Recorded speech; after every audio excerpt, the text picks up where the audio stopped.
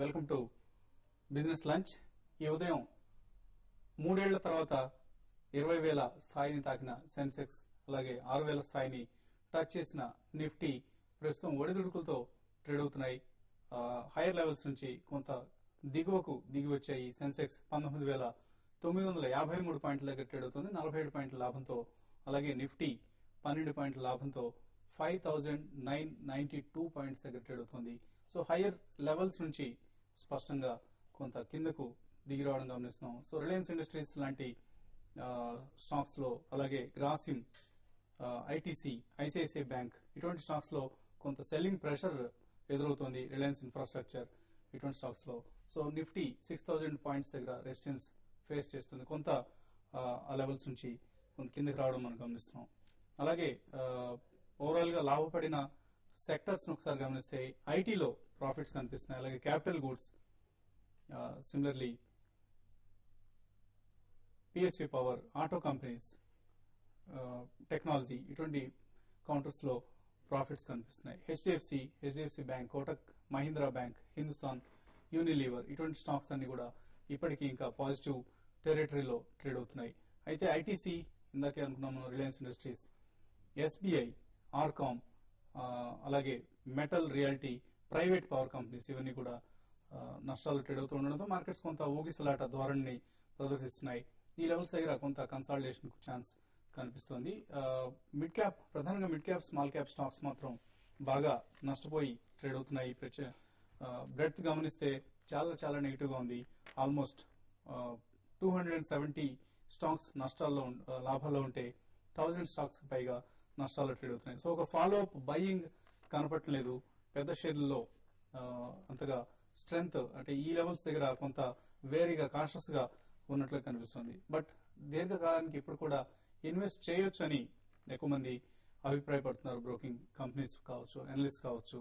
But short term లో మాత్రం కొంత కరెక్షన్ దిద్దుబాటు ఇక్కడ ఎదురయ్యే ఛాన్సెస్ ఉన్నాయంటూ మరికొన్ని అభిప్రాయాలు వ్యక్తమవుతున్నాయి. సో ఓవరాల్ గా ప్రస్తుత ర్యాలీ కొనసాగుతుందా, లేక ఏదైనా చిన్న బ్రేక్ లాంటిది ఏదైనా వస్తుందా అన్న డౌట్స్ కొంతమంది ఎక్స్ప్రెస్ చేస్తున్నారు. సో ఈ అంశాలన్నింటిపై మనతో మాట్లాడేందుకు అనలిస్ట్ బాలసుబ్రహ్మణ్యం గారు అలాగే శేషు గారు సిద్ధంగా ఉన్నారు.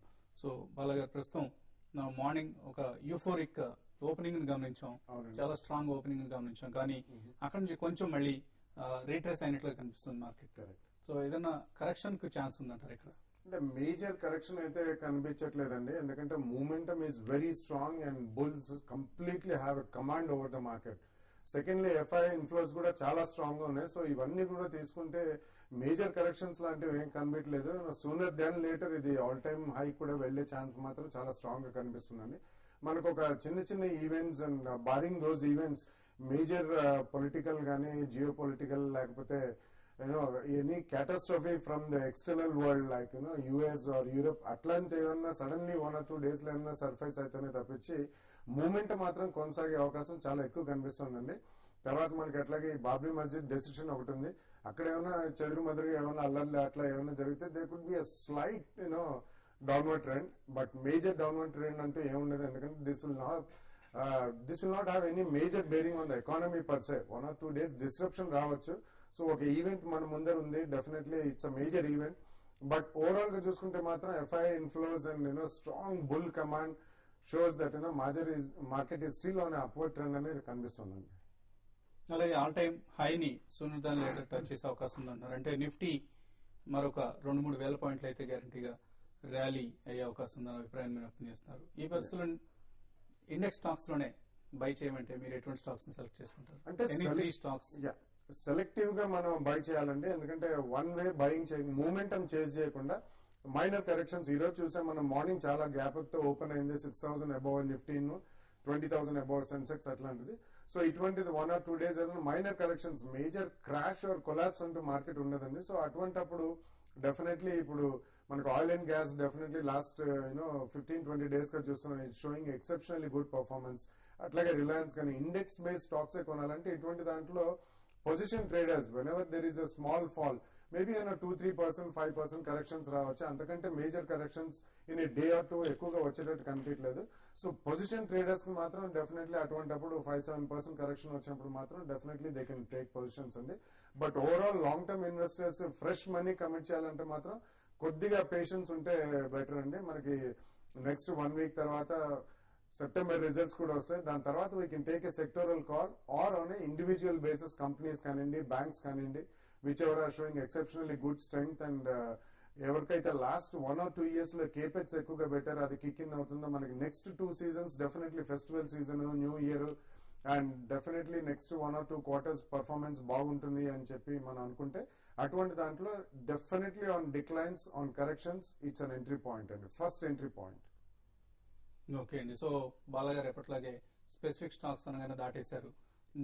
మీరు సెన్సెక్స్ ఆర్ నిఫ్టీలో స్పెసిఫిక్ గా ఏవైనా స్టాక్స్ రికమెండ్ చేయండి అంటే 3 స్టాక్స్ ఎటువంటి స్టాక్స్ ని సెలెక్ట్ చేస్తారు? ఇప్పుడున్న పరిస్థితుల్లో అయితే BHEL ఒకటి బై చేయమని సజెస్ట్ చేస్తానండి. ఎందుకంటే BHEL ఈ లాస్ట్ ఒక 3 to 4 months లో పెద్ద ర్యాలీలో ఏం పార్టిసిపేట్ చేయలేదు, ప్లస్ వాల్యుయేషన్ లో కూడా చాలా అట్రాక్టివ్ ఉంది. కాబట్టి ఇక్కడ నుంచి క్యాపిటల్ గుడ్స్ లో కొంత అప్ ట్రెండ్ అనేది కొనసాగే అవకాశం ఉంది. కాబట్టి BHEL ఒకటి బై చేయమని చెప్తాను. దాంతోపాటు ఈవెన్ క్యాపిటల్ గుడ్స్ లో ఉన్న ఇంకొక L&T కూడా లాస్ట్ ఒక 3-4 days నుంచి మంచి అప్ ట్రెండ్ లో ఉంది, దాన్ని కూడా బై చేయొచ్చు. తర్వాత టాటా స్టీల్ ఒకటి ఎవరీ డిక్లైన్ లో టాటా స్టీల్ బై చేయమని చెప్తాను. ఈ 3 స్టాక్స్. ఇవి కాకుండా IDBI ఒకటి చాలా స్ట్రాంగ్ బై అని చెప్తానండి. ఎవరీ డిక్లైన్ లో కూడా IDBI ని బై చేయొచ్చు. ఇది 180 లెవెల్స్ నెక్స్ట్ 5 to 6 months లో పెరిగే అవకాశం ఉంది. సో ఈ ఇండెక్స్ లో L&T, BHEL and Tata steel, అది దాంతోపాటు IDBI ఒకటి బై చేయొచ్చండి. ఓకే అండి. సో కాలర్స్ కొంతమంది లైన్ లో ఉన్నారు. దాచేపల్లి నుంచి కృష్ణ లైన్ లో ఉన్నారు. కృష్ణ గారు, హలో. ప్రకాష్ స్టీల్ 170 కొన్నాం సార్, 1000. దాని పొజిషన్ అయింది సార్, లాంగ్ షార్ట్ టర్మ్ అని కొన్నాము. ఓకే అండి. షార్ట్ టర్మ్ కెమికల్స్ కూడా సార్, దాని గురించి చెప్పండి. ఓకే అండి. సో ప్రకాష్ స్టీల్ ఆయన 170లో స్ట్రక్ అయ్యారు. అంటే ఇది మొన్న IPO అయిన తర్వాత బాగా strong Prakash steel ups and downs చాలా చూసామండి. ఇందులో మేజర్లీ ఒకటే చెప్తున్నానండి, లిస్టింగ్ నాడు definitely don't chase the stock. దాని తర్వాత ఇది కొద్దిగా బాగా అండర్ సబ్స్క్రైబ్ అయిన ఇష్యూ కానీ కొద్దిగా ఓవర్ సబ్స్క్రైబ్ ఇష్యూ కానీ రెండిట్లో కూడా డెఫినెట్లీ ఆన్ లిస్టింగ్ దానికి మేజర్ వాలటాలిటీ ఉంది. ఫస్ట్ డే సర్క్యూట్స్ కూడా ఉండవండి ఆ స్టాక్ కి. సో అటువంటిప్పుడు మనం జాగ్రత్తగా వ్యవహరించాలి. నా ఉద్దేశంలో మాత్రం డెఫినెట్లీ ఈ చిన్న mid and small cap steel and steel related companies కి ఆల్మోస్ట్ ఒక పీక్ వాల్యుయేషన్స్ రీచ్ అయ్యాయని చెప్పొచ్చండి. సో మై సజెషన్ ఈజ్ ఒకసారి మీరు ట్రేడింగ్ బాండ్స్ లో మీ రేట్ వస్తే మాత్రం please come out of that stock and invest in banking stocks on decline అండి. And if you want to stay in steel commodity space లో ఉండాలి, ఎస్పెషల్లీ మెటల్స్ లో ఉండాలనుకుంటే మాత్రం ఫ్రంట్ లైనే బెటర్ అండి, లైక్ హిండాల్కో కానివ్వండి. ఎందుకంటే స్టీల్ కంటే aluminium is doing a better job price wise కానివ్వండి, డిమాండ్ పరంగా కానివ్వండి. So that's a better stock to own. TISCO కూడా definitely it's a good stock, but ఈ మధ్య కాలంలో సాలిడ్ రన్ చూసాం మనం. ఎక్కడో ఒక చోట ఈ డిమాండ్ కూడా పీక్ అవుట్ కాకపోయినా కానీ ప్రైస్ వైజ్ మాత్రం డెఫినెట్లీ కొద్దిగా బ్రేక్స్ పడే అవకాశం ఉందండి.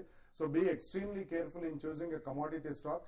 అండ్ IPO అయిన ఫస్ట్ డే మాత్రం please avoid any majority of the stocks, I would say avoid. దాని ప్రైస్ డిస్కవరీ అనేది యూజువల్లీ వీక్ or 10 days లో అవుతుందండి.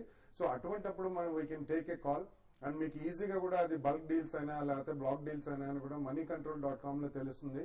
సో ఎప్పుడైతే FIIs అండ్ డొమెస్టిక్ ఇన్స్టిట్యూషన్స్ ఆ స్టాక్స్ ని కొంటున్నాయో అటువంటి దాంట్లో ఒక ప్రైస్ డిస్కవరీ అయిన తర్వాత on a decline you can buy, but rest of the stocks mid and small cap stocks on listing please avoid. Okay అండి. ఇప్పుడు చిన్న బ్రేక్ తీసుకుందాం.